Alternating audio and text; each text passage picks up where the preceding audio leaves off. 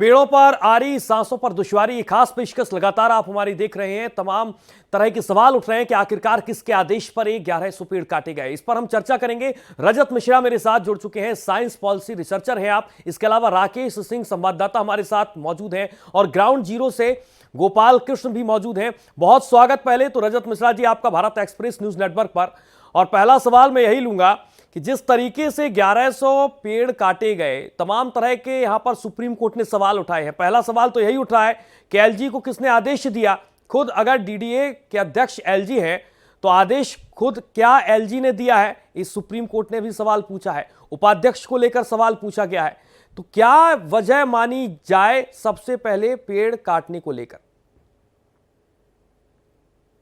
पेड़ काटने को लेकर वजह पर आप अगर जाएंगे तो एक चीज सबसे क्लियर है कि पेड़ वोट नहीं देते हैं और पेड़ों के साथ खड़े होने वाले लोग इस चीज पर वोट नहीं देते हैं। लोकसभा का पूरा इलेक्शन चला गया इतना बड़ा, आप एक पार्टी या एक उम्मीदवार का नाम बता दीजिए जिसने इस पर्टिकुलर चीज पर चुनाव लड़ा हो जी। और चूंकि ऐसा कुछ नहीं हुआ है तो अगर कोई भी रिक्वायरमेंट आती है, चाहे वो रोड बड़ा चौड़ा करने की बात हो या कोई नई बिल्डिंग बनाने की बात हो, नए कंस्ट्रक्शन की बात हो, इंडस्ट्रियलाइजेशन के सेंस में बात हो, किसी भी तरह के जिसको हम विकास का नाम दे सकते हैं, उसके लिए जैसे भी रिक्वायरमेंट हो, पेड़ काटने को कोई बुरा नहीं मान रहा या गलत नहीं मान रहा। हाँ, ये प्रॉब्लम आदिवासियों के लिए या गांव में कोई है, या जैसा आप पहले आपके सहयोगी बता रहे थे कि अगर कोई अकेला पेड़ काटना जाए या जलाने जाए तो उसको जरूर जेल हो सकती है, लेकिन अगर गवर्नमेंट एजेंसी की तरफ या एक अथॉरिटी के साथ इस तरह की चीजें करती है तो उस पर कोई फर्क नहीं पड़ता।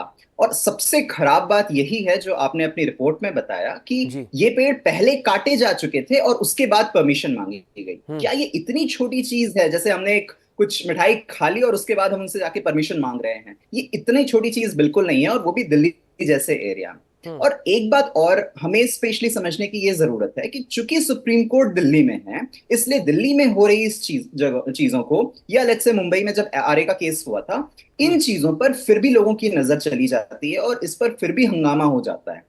पर इसके कंपैरिजन में सैकड़ों या हजारों गुना ज्यादा पेड़ भारत के अलग अलग जगहों में, अलग अलग प्रदेशों में कट रहे हैं। छत्तीसगढ़ के दंडकारण्य का अगर आप केस सुनेंगे तो वहां इससे भी ज्यादा बुरी हालत हो रही है, लेकिन उन पर न ही ये पार्टी के जो प्रेस कॉन्फ्रेंसेस हो रही है, न ही सुप्रीम कोर्ट उस पर कोई डिसीजन ले रहा है, और न ही हम उस बारे में ज्यादा चर्चा कर पा रहे हैं। सबसे बड़ी बिल्कुल समस्या रजत जी, मैं लौटूंगा आपके पास। एक बहुत बड़ा सवाल आपने उठाया कि पहले पेड़ काट दिए गए और फिर आप जानकारी दे रहे हैं और उसकी परमिशन मांग रहे हैं। राकेश मेरे सहयोगी मेरे साथ जुड़े हैं। राकेश, खुद यहां पर रजत जी सवाल बहुत अलग तरीके से उठा रहे हैं कि पहले आप पेड़ काट दीजिए, अगर आपको पेड़ काटना है तो पहले परमिशन लीजिए। लेकिन ये तो अजीबो-गरीब स्थिति यहां पर दिल्ली में, पहले आपने वो पूरी की पूरी घटना को अंजाम दे दिया गया और फिर परमिशन मांगने लगे। राकेश जी। सूर्या, देखिए, आरोप तो यही लगाए जा रहे हैं। अब हकीकत क्या है कि क्या, चूंकि सवाल सुप्रीम कोर्ट ने उठाया, सुप्रीम कोर्ट का साफ तौर पे कहना है कि क्या उस साइट पे एलजी ने विजिट किया था, इसके बाद पेड़ काटे गए, क्या परमिशन दी थी, यानी कि जो डीडीए के अध्यक्ष हैं वो एलजी होते हैं, तो क्या एलजी ने ये परमिशन दी थी 1100 पेड़ को काटने की? सवाल यही है। अब सुप्रीम कोर्ट में सुनवाई होनी है और सुप्रीम कोर्ट का रुख क्या रहता है। लेकिन देखिए, शुरुआत कहाँ से होती है। छतरपुर से साउथ एशियन यूनिवर्सिटी के लिए रोड बनानी है और वहाँ पे 1100 पेड़ काटे गए। जो दक्षिणी रिज एरिया है, सतबारी इलाका है, वो मामला वहाँ का है सूर्या। अब सवाल ये उठता है कि क्या परमिशन ली गई या फिर परमिशन नहीं ली गई। चूँकि जो रिज एरिया है दिल्ली का, वो 5 क्षेत्रों में बांटा गया है, जिसमें उत्तरी रिज एरिया है, मध्य रिज एरिया है, दक्षिणी मध्य रिज एरिया है, और इसके अलावा नानकपुरा का इलाका है जो रिज एरिया में आता है। तो सवाल ये उठता है कि जो 7,784 हेक्टेयर का जो एरिया है, क्या केवल एक ही इलाके में पेड़ काटे गए? क्योंकि सुप्रीम कोर्ट जो है बहुत पहले से ऐसे मामलों की सुनवाई करता आ रहा है और सुप्रीम कोर्ट ने अपने फैसलों में ये साफ किया है कि अगर रिज एरिया में कोई भी कटाई होती है तो सुप्रीम कोर्ट के परमिशन की ज़रूरत है। चूँकि सवाल ये उठाया जा रहा है, जो आम आदमी पार्टी है, जो अन्य पार्टीज हैं, उनका ये कहना है, और सुप्रीम कोर्ट ने भी ये सवाल उठाया कि क्या फरवरी में 2024 में साइट का निरीक्षण किया था एलजी ने, क्या एलजी की परमिशन ली गई थी? सवाल ये उठता है। तो अब सुप्रीम कोर्ट का रुख क्या रहता है, चूंकि टिप्पणियां बहुत की हैं, उन टिप्पणियों पर नहीं जाना चाहूँगा, लेकिन एक मामले में जो डीडीए के उपाध्यक्ष हैं उनको पहले ही अवमानना का नोटिस जारी किया जा चुका है। सुप्रीम कोर्ट ने इस बात का जिक्र भी किया।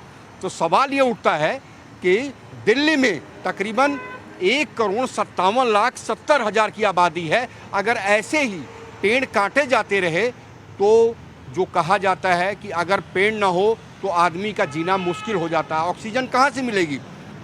और जो दिल्ली के रिज एरिया हैं सूर्या, वो उनका मेन जो काम है, जो मुख्य काम है, राजस्थान से जो गर्म हवाएं आती हैं उनको रोकना, बावजूद इसके पेड़ काटे जा रहे हैं। ठीक है, और इसको जो कानूनी पहलू को इसको हम बेहतर तरीके से समझते हैं। राकेश आप बने रहिए, गोपाल भी हमारे साथ लगातार जुड़े हुए हैं। गोपाल, एक बात का बार बार जिक्र हो रहा है कि 3 फरवरी को अगर एलजी वहां पर मौके पर विजिट करते हैं तो क्या उस वक्त पेड़ काट दिए गए थे, और अगर पेड़ काट दिए गए थे तो उसके पहले क्या परमिशन ले ली थी, या सिर्फ और सिर्फ पहले पेड़ काटने के आदेश दे दिए और फिर बाद में ये पूरी की पूरी लीपापोती करने के लिए, एक कानूनी तरीके को बेहतर तरीके से पेपर वर्क करने के लिए बाद में परमिशन मांगी गई?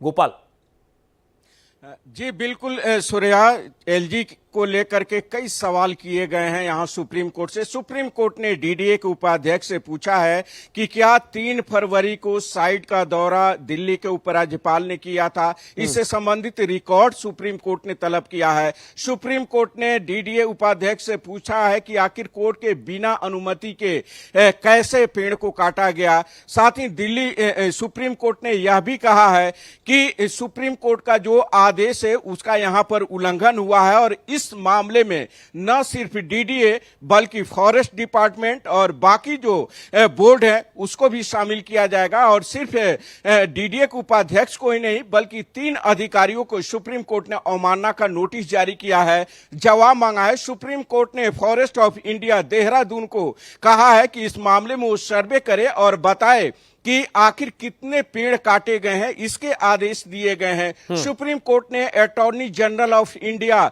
से कहा है कि आप इस मामले में सहायता कीजिए। सुप्रीम कोर्ट ने मामले की सुनवाई के दौरान कहा कि सुप्रीम कोर्ट यह मन बना रहा है कि इस मामले की जांच के आदेश दिए जाएं। सुप्रीम कोर्ट ने कहा कि जो 1 पेड़ काटे गए हैं उसके बदले में 100 पेड़ लगाना होगा, यानी कि 1100 जो पेड़ काटे गए हैं उस हिसाब से समझ जाइए कि कितने पेड़ लगाने होंगे। तो ये तमाम बातें सुप्रीम बिल्कुल तमाम तरह की अब यहां पर जवाबदेही बनती है सुप्रीम कोर्ट के लिए, और तमाम तरह के सवालों का जवाब देने के लिए एलजी को बाकायदा यहां पर कटघरे में खड़ा किया है सुप्रीम कोर्ट ने। एक बार फिर से मैं रजत मिश्रा जी का रुख करूंगा। रजत जी, 2 पॉइंट यहां पर मैं आपसे टेक्निकल समझना चाहूंगा। अगर 1 पेड़ काट दिया जाता है तो उससे पर्यावरण को किस तरीके से नुकसान होगा, क्योंकि ये 1100 पेड़ है और इसके लिए बाकायदा सुप्रीम कोर्ट ने एक टिप्पणी की है कि इससे आप 10 गुना पेड़ लगाइए अगर आपने इस तरह की वारदात को अंजाम दिया है, और ये बहुत बड़ा अपराध है। रजत जी जी, सबसे पहले तो हमें ये समझने की जरूरत है कि जब आप एक पेड़ की बात कर रहे हैं और यहाँ पर 1100 पेड़ों का एक समूह है उनकी हम बात कर रहे हैं, यहाँ पर सिर्फ वो एक सिंगल इंडिविजुअल पेड़ नहीं कटता है, इसके साथ साथ बायोडायवर्सिटी का लॉस होता है। वहां जो पशु पक्षी या बाकी जीव जंतु वहां रहते थे उनका नुकसान होता है। दूसरी चीज ये टाइम लॉस है। आपको क्या लगता है कि जितनी जल्दी ये पेड़ मान लीजिए 1 या 2 दिन में या 1 महीने में भी कट गए होंगे, क्या उतने ही पेड़ हम 1 महीने में वापस ला सकते हैं? ये दशकों के सदियों से बने हुए पेड़ हैं, उसके बेसिस पर बने हुए जंगल हैं, और वहां पर ये जो टाइम लॉस है ये हम रिकवर नहीं कर सकते। और एक और जो पहलू इसमें आता है कि अगर आपको इससे 100 गुना भी पेड़ लगाने हैं तो सामान्यतः एक बहुत ही खराब जो प्रवृत्ति हमारे यहाँ आ गई है कि हम वो पेड़ लगाना चाहते हैं जो बहुत जल्दी बढ़ जाएं, ग्रो करें और दिखे कि हाँ पेड़ बढ़ गए। जैसे टीक का लगा लिया, यूकेलिप्टस का लगा लिया। अब वो पेड़ जरूरी नहीं है कि उस पर्टिकुलर लोकल कंडीशन के हों, वो जरूरी नहीं है कि इंडिजिनस पेड़ हो, उसमें वो बाकी जो स्पीशीज होते हैं या बाकी जो पेड़ हैं उनका हिस्सा खाने लग जाते हैं, या हो सकता है वो उनकी जड़ें ज्यादा गहरी हो जाए, वो ज्यादा पानी सोखना शुरू कर दें, या बाकी पेड़ों को, बाकी जानवरों को आसपास पनपने ना दें। तो ये जो प्रॉब्लम्स हैं ये हम नॉर्मली इनसे रिजॉल्व नहीं कर पाते। एक और दिल्ली के स्पेसिफिक मैं प्रॉब्लम पे बात करता हूं। देखिए अभी क्या हुआ, पेड़ काटने की जब बात आई तब तो ठीक है कि ये सारी चीजें कर ली गई, बट इसी को आप दूसरे पहलू में देखिए, जब पेड़ काउंट किए जाते हैं, जैसे अभी 2023 में एक्चुअली 2021 का फॉरेस्ट सर्वे आया है, वहां पर क्या हुआ, जब आप पेड़ या जंगल काउंट करना शुरू करते हैं तो दिल्ली में अब ल्यूटेंस दिल्ली, जहां पर सुप्रीम कोर्ट खुद है, आरबीआई जैसी जहां संस्थाएं हैं, आईआईटी, जेएनयू या एम्स का भी जो एरिया है, वहां का सारा एरिया उस फॉरेस्ट सर्वे के हिसाब से जंगल के रूप में काउंट होता है। मतलब वो फॉरेस्ट है। ये बात सही है कि वहां ग्रीनरी ज्यादा है, पर आप उसे जंगल कैसे कह सकते हैं, या जंगल के रूप में काउंट नहीं कर सकते हैं। पूरा ल्यूटेंस दिल्ली फॉरेस्ट में काउंट होता है। ये काउंट करने पे आप उसको बहुत ज्यादा रूप में दिखाते हैं, लेकिन जब पेड़ काटना होता है तो आप उसकी जो इंपॉर्टेंस है, बिकॉज जंगल अगर कट रहे होते तो एक अलग तरीके से लिया जाता, लेकिन अगर चूंकि आपको नॉर्मल पेड़ काटने हैं तो वहां पर आपने उसकी जो इंपॉर्टेंस है उसको रिड्यूस करके उस पेड़ को इजिली काट दिया। और भले आप जैसे पहले आप बता रहे थे कि पेड़ ग्रो होने में जितना ज्यादा टाइम लगेगा, जितनी ज्यादा उनके साथ समस्याएं आएंगी,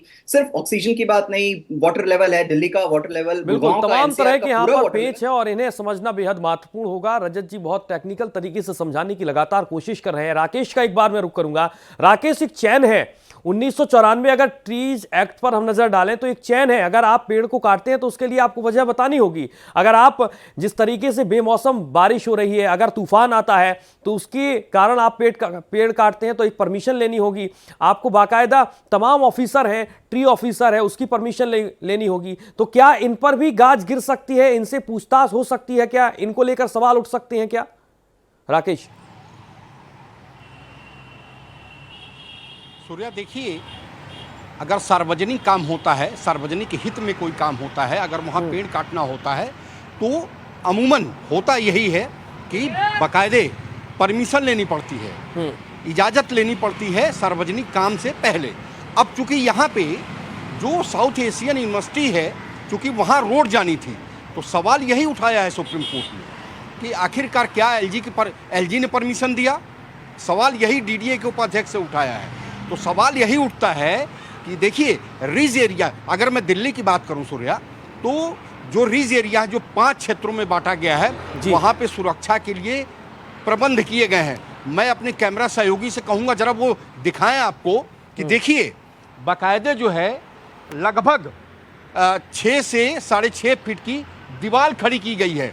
और इस समय मैं शंकर रोड पे हूं, जो रिज एरिया है, दोनों तरफ मेरे रिज एरिया है। यहाँ पे सुरक्षा के दृष्टि से दीवार खड़े की गए हैं, लेकिन सुरक्षा केवल दीवार से नहीं होती है। सवाल सूर्या ये उठता है कि क्या बिना इजाज़त के जो रोड बनाने के लिए छतरपुर में, जो छतरपुर से और जो साउथ एशियन यूनिवर्सिटी है, क्या इजाज़त ली गई थी? सवाल सबसे बड़ा यही है।